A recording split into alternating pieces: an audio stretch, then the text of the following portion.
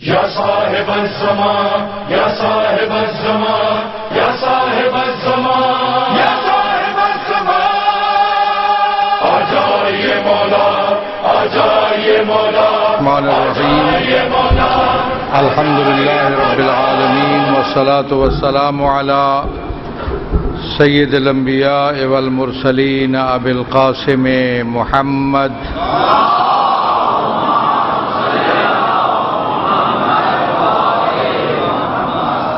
وآلہ الطیبین وصحبہ المنتجبین اما بعد فقد قال اللہ تبارک وتعالی فاستقم کما امرت۔ عزیزان گرامی،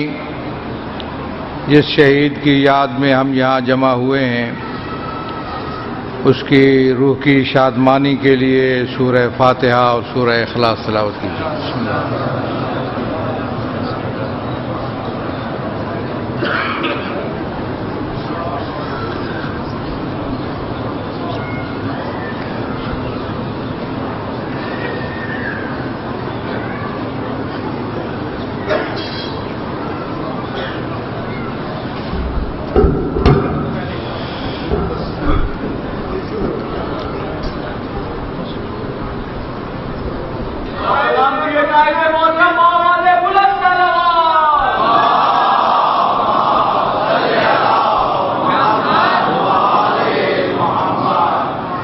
عزیزان گرامی،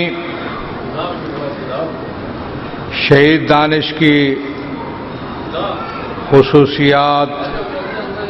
اس کے جذبات، اس کا ایمان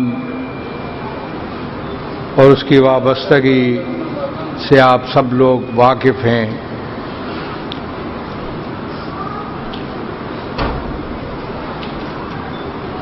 اس کی شہادت ایک المیہ ہے، ایک تکلیف دہ امر ہے، البتہ وہ سعادت مند ہے کہ اسے شہادت کی موت نصیب ہوئی۔ اس کی شہادت سے، اس کی جد و جہد سے، اس کی مسلسل کاوشوں اور کوششوں سے ہمیں درس حاصل کرنا چاہیے، ہمیں سبق حاصل کرنا چاہیے اور اپنے آپ میں، اپنے عمل میں اس انداز کو لانا چاہیے جو انداز شہید نے اختیار کیا تھا۔ سب سے پہلی بات یہ ہے کہ جس مشن کو آپ مد نظر رکھتے ہیں، جو اہداف آپ کے پیش نظر ہیں، جو مشن آپ کے پیش نظر ہے، اس کا صحیح ادراک، اس کا صحیح فہم آپ کے اندر ہونا چاہیے۔ مشن کیا ہے، اس کے بارے میں جو ضروری معلومات ہیں وہ ہمارے اندر ہونی چاہیے، ہمیں معلوم ہونا چاہیے اپنے مشن کے بارے میں، ہمیں روشن ہونا چاہیے، ہمیں واضح ہونا چاہیے کہ ہم جو راستہ ہم نے اپنایا ہے، جو ہدف ہمارے پیش نظر ہے، جس مشن کے لیے ہم کام کر رہے ہیں، اس کو ہم صحیح انداز میں سمجھتے بھی ہیں یا نہیں۔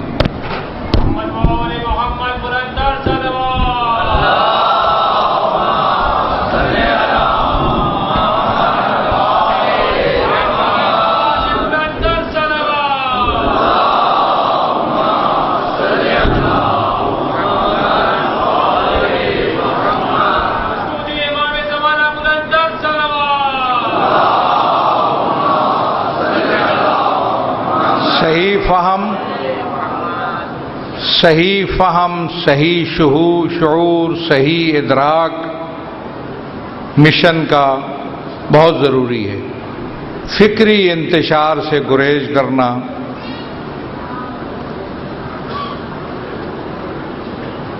ایک ایسی حالت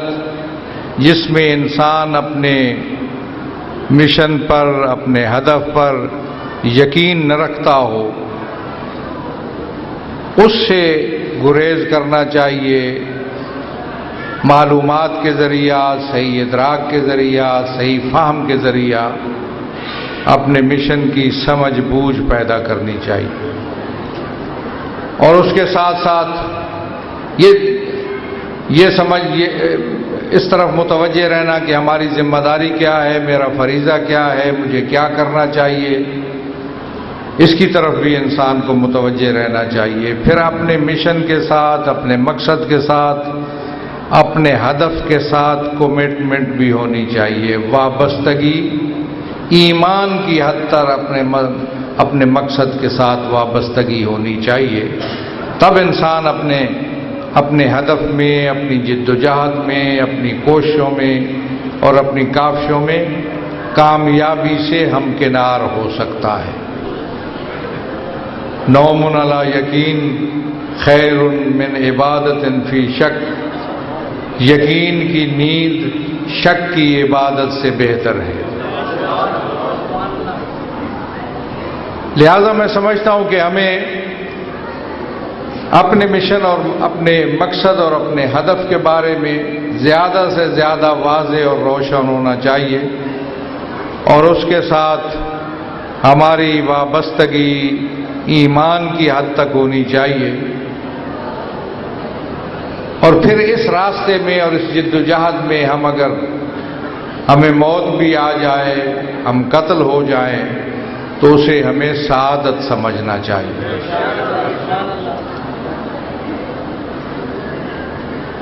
کوشش ہماری یہ رہی تسلسل کے ساتھ ملی پلیٹ فارم نے اپنے اہداف کو مشخص کیا، بہت واضح کیا اپنے مقاصد کو، اور ان مقاصد کے تحت منظم طریقے پر جد و جہد شروع کی، اور تسلسل کے ساتھ یہ جد و جہد جاری ہے۔ اس میں تشیع کے حقوق بھی مد نظر تھے، اس میں وحدت و اتحاد بھی مد نظر رہا، معاشرے کے اندر، امت مسلمہ کے اندر ملکی حالات کو صحیح نہج پہ ڈالنا اور صحیح انداز میں اس کو لے کر چلنا، یہ بھی پیش نظر تھا۔ ایک عادلانہ نظام کا قیام اس ملک کے اندر، بین الاقوامی سطح پر امت مسلمہ کے وقار اور اس کی عزت و آبرو میں اضافہ بھی مد نظر تھا۔ کس حد تک اس میں کامیابی ہوئی، اس کو سمجھنا بھی ضروری ہے، اس کی طرف توجہ بھی ضروری ہے۔ ہمیں بسا اوقات دیکھنا ہوتا ہے کہ بہت سے لوگ ہیں جو آپ کے ساتھ چلنے کے لیے تیار نہیں ہیں، معاشرے کے لوگ ہیں، شیعہ سوسائٹی کے لوگ ہیں، لیکن آپ کے ساتھ تعاون کے لیے آمادہ نہیں ہیں، اس لیے کہ انہیں اس بات کی طرف توجہ نہیں ہے کہ آپ کا مشن کیا ہے، آپ کی جد و جہد کیا ہے، آپ کے اہداف کیا ہیں، اور ان اہداف کے لیے آپ کی کوششیں کیسی ہیں اور کس حد تک نتیجہ خیز ہے۔ میں واضح کہوں کہ لوگ تعاون نہیں کرتے، ساتھ نہیں دیتے، اس لیے وہ سمجھتے ہیں کہ آپ سیاسی عمل میں ہیں، آپ سیاست میں ہیں، اس لیے ہم آپ کے ساتھ تعاون کے لیے آمادہ نہیں ہیں۔ اگر سیاست تشیع کی عظمت کو بلند کرنے کا، بلند رکھنے کا، تشیع کی حیثیت اور وقار کے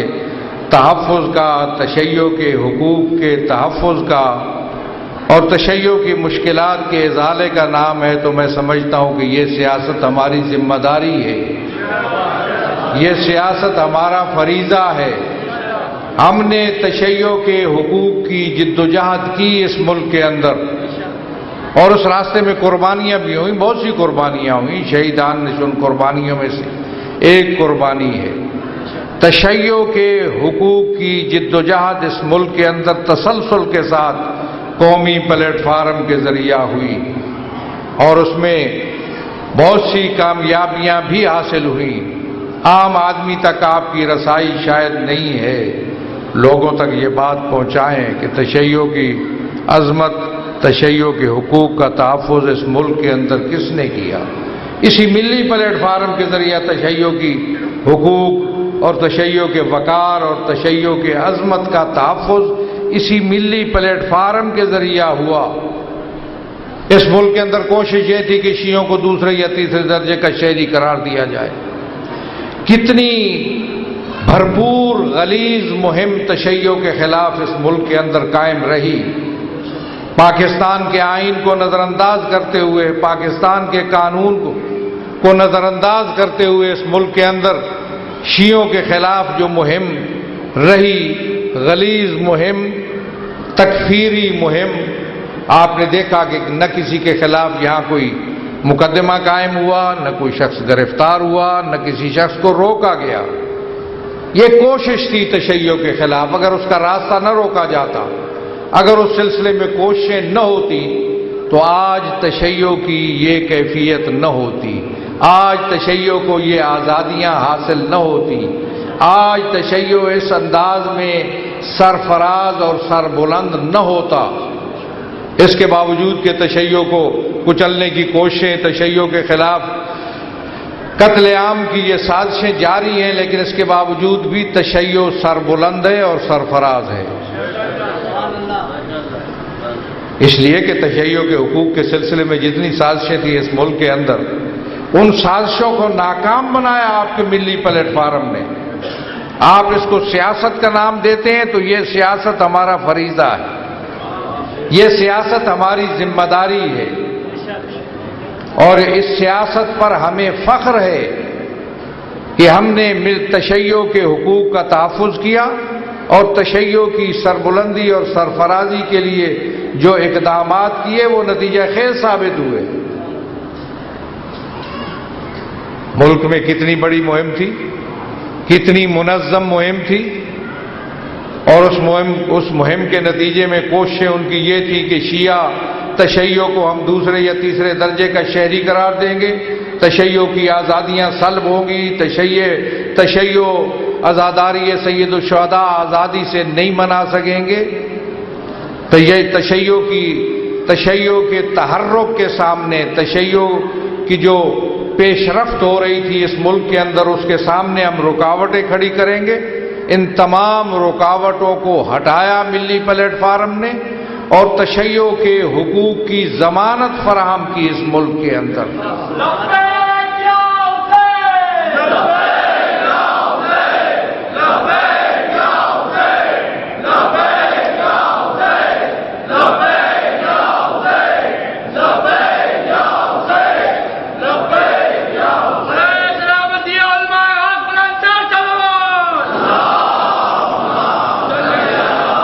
سمجھ بوجھ ہمیں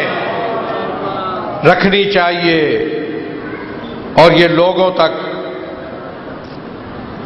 کو بھی اس کی طرف متوجہ کرنا چاہیے،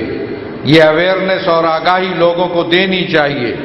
کہ تشیع کو اس ملی پلیٹ فارم نے کیا دیا۔ تشیع کے وجود کا تحفظ کیا، تشیع کی بقا کی ضمانت فراہم کی، تشیع کی عظمت کا تحفظ کیا، تشیع کے وقار کا تحفظ کیا، اور وہ سازشیں جو اس ملک کے اندر ہوتی رہیں پاکستان کے ایوانوں میں اور پاکستان کے میدانوں میں، وہ سازشیں ناکام بنائی اور ان کو پاؤں تلے روندا۔ اس کو اگر آپ سیاست کہتے ہیں، تشیع کی بقا اور وجود کی جنگ کو اور اس جد و جہد کو آپ سیاست کہتے ہیں، تو میں سمجھتا ہوں کہ یہ سیاست ہے جو بہتر سیاست ہے، اور اس سیاست کو ہمیں جاری رکھنا چاہیے۔ اب میں دہراتا نہیں ہوں کتنے اس ملک کے اندر کتنی کوششیں ہوئیں اور کس کس انداز میں کوششیں ہوئیں، بہت سے پہلو ہیں اس کے، وہ تمام کوششیں ناکام بنائی گئیں اس ملک کے اندر۔ اور اس کے ساتھ ساتھ پھر تشیع کا جو رول بنتا تھا پاکستان کے اندر ایک عادلانہ نظام کے قیام میں، اور اس ملک کے قومی دھارے کے اندر رہنے میں جو تشیع کا رول تھا وہ بھی ادا کیا۔ ایک زمانہ تھا جب تشیع کے بارے میں لوگ یہ سوچتے تھے کہ ایک گروہ ہے جس کی خاص انداز کی رسمیں ہیں، خاص انداز کی سوچ ہے، منزوی ایک کونے میں اور ایک طرف موجود ہے، اس کا قومی سیاست میں، قومی جد و جہد میں، عوام کے مسائل کے حل میں، ان کے بحرانوں اور ان کے چیلنجوں کا سامنا کرنے میں اس کا کوئی رول نہیں ہے۔ تشیع نے یہ رول بھی ادا کیا۔ آج کوئی قومی پلیٹ فارم نہیں ہے، کوئی قومی اجتماع نہیں ہے، کوئی قومی اکٹھ نہیں ہے جس کے اندر تشیع کو مین حیثیت حاصل نہ ہو۔ جتنے بھی یہاں آل پارٹیز کانفرنسیں ہوئیں، جتنے بھی اجتماعات ہوئے، کسی حوالے سے بھی، حتیٰ کہ پچھلے دنوں طالبان سے مذاکرات کے حوالے سے بھی گفتگو ہوئی تو اس میں بھی تشیع کا حصہ تھا، تشیع کا وجود تھا، تشیع نے اپنا موقف کھل کر وہاں بیان کیا۔ اور ایک زمانے میں جب ملا عمر سے ملاقات کے لیے یہاں سے وفد بھیجا جا رہا تھا تو تشیع اس کا بھی حصہ تھا، حالانکہ یہ غیر ملکی مسئلہ تھا، غیر ملک میں رہنے والی ایک شخصیت سے ملاقات تھی، تشیع کا ایک مقام تھا، ایک حیثیت تھی، تو اس کو تشیع کو اس وفد کا حصہ بنایا گیا، اگرچہ وہ وفد نہیں جا سکا لیکن یہ سلسلہ تھا۔ یہ خواہش زہرا ہے، یہ حیدر کا ہے ارمان، اس ذکر پہ جان دیں گے، اس ذکر سے ہے جان، ہونا دھماکے نہیں مرتا کبھی ایمان، اس مجلس و ماتم پہ ہے اولاد بھی قربان۔ مہدی یہ